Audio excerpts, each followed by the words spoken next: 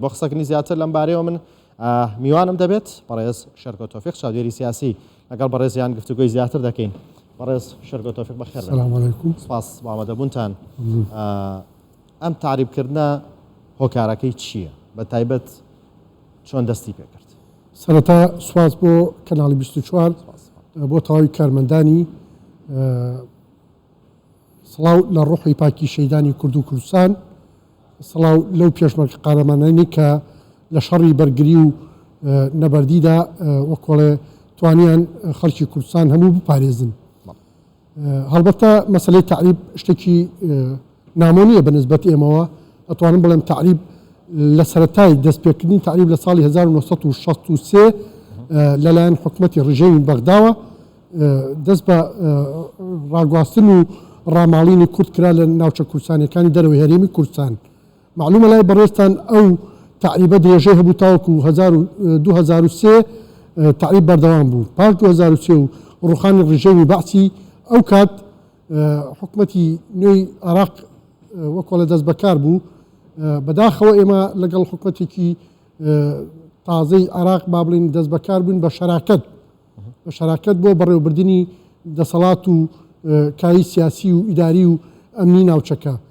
بەڵام لە عینی کاتشا ئەتوانم بڵێم کورد لەوێ کاریگەریەکی باشی هەبوو لەسەر هەڵسانەوەی عێراق و بۆی بکوێتە سەر پێی خۆی و بەڕاستی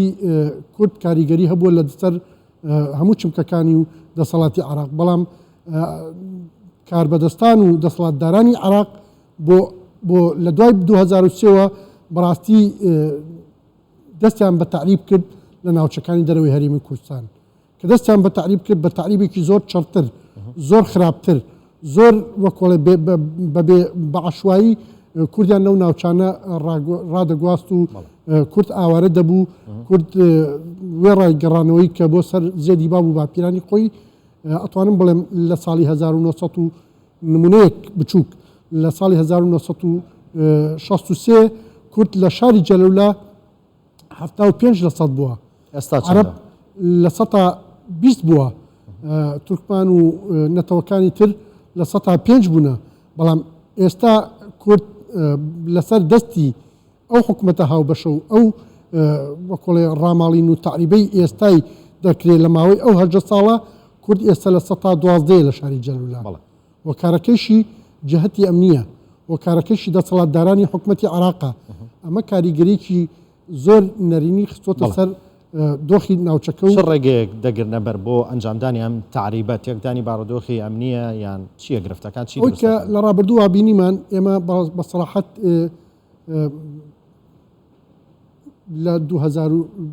لە ساڵ 2014 شەڕی داعش دەست پێکرد لەو ناوچەیە. بەڵام پێش ئەوەش ئەتوانم بڵێم جەهەتی ئەمنی لە 150 هاوڕابوون لەگەڵ تیرۆریستان بۆ نەمانی کورد لەو ناوچەیە. وەکارەکەشی ئەوەیە کە خەتی ئێمە وای کردووە کە لەگەڵ عەرەبێکی شۆڤێنی هاوسێ بین یا لەگەڵ عەرەبێکی شۆڤێنی لە خەتی تەماسا بین بە بەردەوام. ئەوانش دەسەڵاتدارانی حکومەتی عێراق بوون، ئەوانش لە جەهەتی ئەمنیا بوون، پێشمەرگشت لەو ناوچانە نەبوو. بۆیە ئەتوانم بڵێم خانەقین و نەحەکانی جەلەولا و سەعدیە و قەرەتەپە و جەبارە و نەوتخانەیش هەمیشە لە مەترسیا بوو. لە مەترسیا بوو لەبەرەوەی بەشێک بوو لەو خەتەی کە تەماس بووین لەگەڵ عەرەبی شۆڤێنیە. بەداخەوە ئەوانش وەکۆڵێ هاوڕابوون لەگەڵ تیرۆریستان بۆ نەمانی کورد لەو ناوچەیە. شەهید و برینداری و ئاوارەبوونی زیاتر لە 12,000 ماڵ ئاوارە بووە. زیاتر لە 2000 کەس لە کورد شەهید بووە لەو ناوچەیە. لە ماوەی ئەو 10 ساڵە زیاتر لە 2000 کەس شەهید بووە. ئەتوانم بڵێم بە سەراحەت چەندین پیلانی تریان هەبووە بۆ نەمانی کورد لەو ناوچانە. ئێستا دەتوانین بڵین بارودۆخی خانەقین و دەوروبەری لە دەست دەرچووە یان دەتوانین شتێ بکەین و بیگەڕێنینەوە بارودۆخی یاسایی؟ بەڕای من بەڕاستی ئەمەلێکمان ماوە لەگەڵ ئەوەی کە ئەو هەموو تعریبە کرا، لەگەڵ ئەوەی کە ئەو هەموو پێشێلکاریە کرا، لەگەڵ ئەوەی کە هاتنی ملیشاکان هەرژی شعبی بۆ ناوچەکە کەمکردنەوەی دەسەڵاتی کوردی بوو لە ناو خانەقین و نەحەکانی دەوروبەری. کەمکردنەوەی دەسەڵاتی کوردی ئێستا شتێکی زۆر ڕووکەش ماوە بەناو قایمقام کە کووردە، ڕووکەش ماوە بەناو ئەوەی کە فەرمانگە حکوومیەکان کورد بن. بەڵام لەگەڵ ئەوەشە دەستیان بە گواستنەوەی کۆمەڵک فەرمانگەی حکومی کردووە بۆ شاری جەلولا بۆ ئێستش ئەوان جەلولا بە قەزا ئەزانن جەلولا بە مرکزی با بڵین قەزا ئەزانن و لە ناحیە گەورەتریان کردوتەوە بە حکمەوەی کە محکەمەیان بردووە پۆلیسیان بردوتەوێ یان داری تاپۆیان بردوتەوێ ئەو تربیان بردوتەوێ ئەوانەی کە موقع حساسن ڕاگواز دراونەتەوە ینی تعریب لە شێوەی فەرمانگە حکوومیەکانش کراوە ئەجا لە شێوەی دەسەڵات و با بڵێن پێگەی کورد و جهەتی ئەمنیش کراوە ئەتوانم بڵێم ماوەیەک بەر لە ئێستا لیوا ڕوکن علی فاضل کە عملیاتی قاید عملیاتی دیالەیە ئەمە زۆر بە ئاشکرا زۆر بە ڕاشکاوی بەڕاستی ویستی فەرمانگە ئەمنیەکانی ناو شاری خانەقین ڕا پێش بکە یان مەکۆڵە دابخە بۆی کە دەریان کەتە دەرەوە لەوانە پۆلیسی گەرمیان لەوانە سرەی فەوجی فریاکەوتن لەوانە سرەیەکی پشتیوانی لەوانە بنکەی ئاسایشی ئەو ناوچەیە بۆیە ئێستا لەوڵیان سەرکەوتو نەبوو لەو ئەمەلیە سەرکەوتو نەبوو هۆکارەکەشی ئەو بوو کە دەسەڵاتدارانی ئێمە لە بەغدا وەکۆڵە نوێنەرەکانی ئێمە لە بەغدا تەدەخولیان لەسەر ئەوە کرد ئێمە گۆڕانی حکوومەتیش بەسەردا هات بۆ حکوومەتی کاربەڕێخەری پێشوو نەیتوانی ئەوە وەکو خۆی جەبەجێ بکە ئەجینا ئەو زابطەی کە ئێستا بەناو قاید عملیاتی دیالەیە ئەو زابطە لە کەرکوو خەلفەتێکی زۆر خراپی هەبووە لەسەر تعریب زیاتر لە چەند ساڵە کاری کردووە کە کورد لە تعریب ڕاگواست دەربکە بۆی عەربی شۆڤێنی دوو سێ بەرابەر ئەوە بێنێتەوە ناو شاری کەرکوو فعلا کردوێتی ئێستش لە خانەقین ئەومان بینی لە دوای 16 ئۆکتۆبەر لە خانەقین یەکەم جار مادەی 140 نووسینگەی مادەی 140 داخرا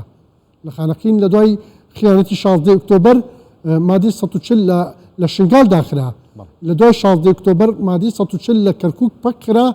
عەربێکی تورکمانێکی شۆڤێنی دانراوە بە سەرپەرشتی یا حکوومەتی هەرێمی کوردستان چی بکات بتوانێت بەر بەم شاڵاوە بگرێت و کە دەوترێت 500 خێزانیش کارتی زانیاریان گواستراوەتەوە بۆەوەی ئەمەش لە داهاتووە کاریگەریەکانی خراپە بن گەڕاندەوان هەروە ئاسان نابێت زۆر لە 500 زیاترە ئەتوانم ئەو ئامارەی کە هەیە پشڕاستی کەمەوە بە هەزاران ماڵ هاتۆتە خانەقین لە دوای ئەوەی کە لە مادەی 140 ئەوان تەعویزیان وەرگردووە گەڕاونەتەوە بۆ سەر خاکی خۆیان 20 میلیۆن دینار ئەویان وەرگردووە ئێستاوانە گەڕاونەتەوە یا ئەو عەرەبانەی کە پێشتر داگیرکەری عەرز و ئاو و باخ و مەرەجەی کورد بوون ئەوانە گەڕانەوە بۆ وەسەتی بەعقوبە کە گەڕانە بۆ وەسەتی بەعقوبە ئێستا بە فەرسەتی زەزانن بگەڕێنەوە بۆی کە هێزی ئەمنی پشتیوانیان دەکا ملیشەکان پشتیوانیان دەکا بۆی کە جێگیر بن لەو ناوچەیە بۆ هۆکارەکە ئەوەیە کە لە ناوەندی پارێزگای دیالە لەوێ تەشەیع هەیە تەشەیع هەیە کە عەرەبی سوننە نەمێنێ بۆ عەرەبی سوننە بخەنەوە سەر خاکی کوردستان عەرەبی سوننە بخەنەوە سەر ئەرز و ئاو و باغ و مەرەجەی کورد بۆ جارێکی تر ئەوان تەزبیت بن لەو ناوچەیە لەبەرەوەی کە عەرەبی سوننە لە ناو وەسەتی بەعقوبە نەمێنێ کە پارێزگای دیالەیە جا بە سەراحەت ئەمە پاڵ بە سوننەوە نێ سوننە پاڵ بە کوردوان بۆ سەر خاکی کوردستان ئەو خاکەیش ئێستا توانم بڵێم تا ئێستا 13000 زەوی کشتتوکاڵی زەوی مڵکی لەلایەن حکومەتی عێراق و بە هەڵواسرایی ماوەتەوە بۆ لیژنەی حەلی نزاعاتی مولکی هەبوو لە دوای ئەوەی کە ویستی ئەو بابەتە چارەسەرکە بەڵام پێی چارەسەر نەکرا سەر لیژنەکە گەڕاوەتەوە بۆ باقوبە و لیژنەکەش وجودی نەماوە کە حاکمێک و ستافێکی ئەوە لیژنەی حەلی نزاعاتی مولکی و وەڵام ئەوانش فکریان بۆ چوونیان بەڕاستی شۆڤێنی دەبوو بەرامبەر بە کورد لەیلا ئێمە ئەمانەوێ ئەم جارە لەگەڵ حکومەتی تازەی محەممەد شیع سوودانی بۆکۆڵێ بتوانین ئەو ڕێککەوتنی ئەو بەندانەی کە لە نێوان ئێمە و بەغدای هەیە لەناو پەرلەمان واژوو کراوە لەسەری هیوادارین ئەوە بچێتە بابی و جێبەجێکردنەوە چونکە بەرژەوەندیەکانی ئێمە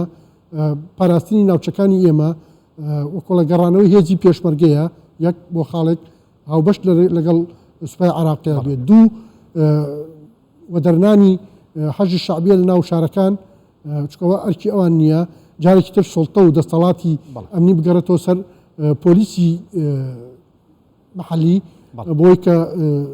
بازگەکانش وەربگرنەوە جارێکی تر ئەو پاشڕەوی و ئەو زیادڕەویە نەکرێت لەوەیش کە جهتی ئەمنی ئێستا هیچ دەسەڵاتێکی نییە ئەتوانم بڵێم ئیداریش داخراوە پیلانێکە بوو بۆ دەرکردنی ئەو بەشەی کەماوە لە ناوشار دوای ئەوە پیلانی دووهەم قۆناغی دووهەم لەلایەن ئەمەلیاتی دیالەوە هەبوو بۆی کە فەرمانگە حکوومیەکانی کوردستان لەو ناوچێش بە دەربرێ وەکو تربیە و شارەوانی و فەرمانگەی تری حکومی ئێمە ئەتوانین بڵێم ئێستا کە ئومێدێکمان هەیە میکانیزمی کاری سیاسی خۆمان ئیداری خۆمان لە بەغدا بگۆڕین بەو کارکتەرانەی کە ئێستا وجودیان هەیە لە بەغدا بەڕاستی ئێمە ئومێدێکمان هەیە بەوانەی کە ئێستا کار دەکەن لە ڕابردووە ئەوانە برای ئێمە بوون کەسی ئێمە بوون بەڵام بەداخەوە کاری ئەوتویان نەکرد کە بتوانن ڕێگری بکەن لە تعریب لەو ناوچانەی دەرەوەی هەرێمی کوردستان بەڵێ بەڕێز شەرکۆ تۆفیق چاودێری سیاسی لە ستۆدیۆ ئامادە بوویت سپاس بۆ ئامادەبوون و شرۆفەکان چاوت خۆش سپاس سپاسی تەواوی کارمەندان و کەناڵی 24 دەکەم بەخێر هات سپاس چاوت خۆش